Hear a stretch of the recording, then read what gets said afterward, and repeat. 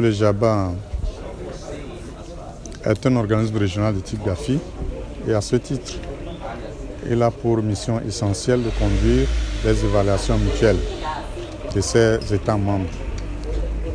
Et nous avons constaté au cours de ce processus démarré depuis 2016 dans le cadre du deuxième cycle des évaluations mutuelles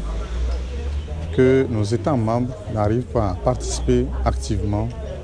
à ce processus. Et nous avons cru devoir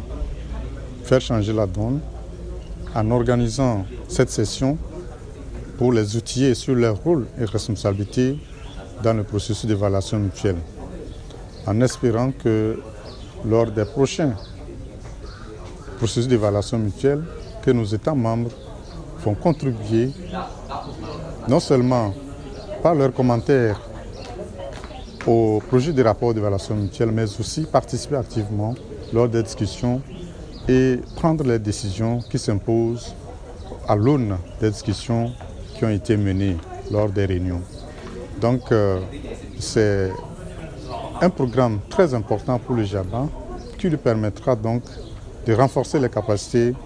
des délégations des États membres aux réunions. Étant donné que le JABA a pour mandat d'assurer la mise en œuvre effective des normes du GAFI dans nos États membres, il est important qu'à travers ces exercices d'évaluation mutuelle, que nous assurions que nos États membres ont mis en place des dispositifs juridiques et institutionnels efficaces et conformes aux standards internationaux définis donc au plan international. Les États sont en train de faire des efforts, puisque non seulement le JABA, à travers les rapports de suivi, incite les États membres à corriger les lacunes, surtout en ce qui concerne leur législation, mais au niveau international, le GAFI aussi accompagne les États membres qui sont sous le processus du CRG à prendre des mesures pour pouvoir corriger et surtout améliorer leur dispositif de lutte contre le blanchiment de capitaux et le financement du terrorisme.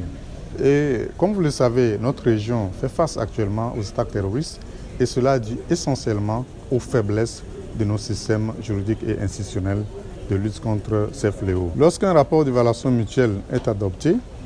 ce rapport comporte non seulement les acquis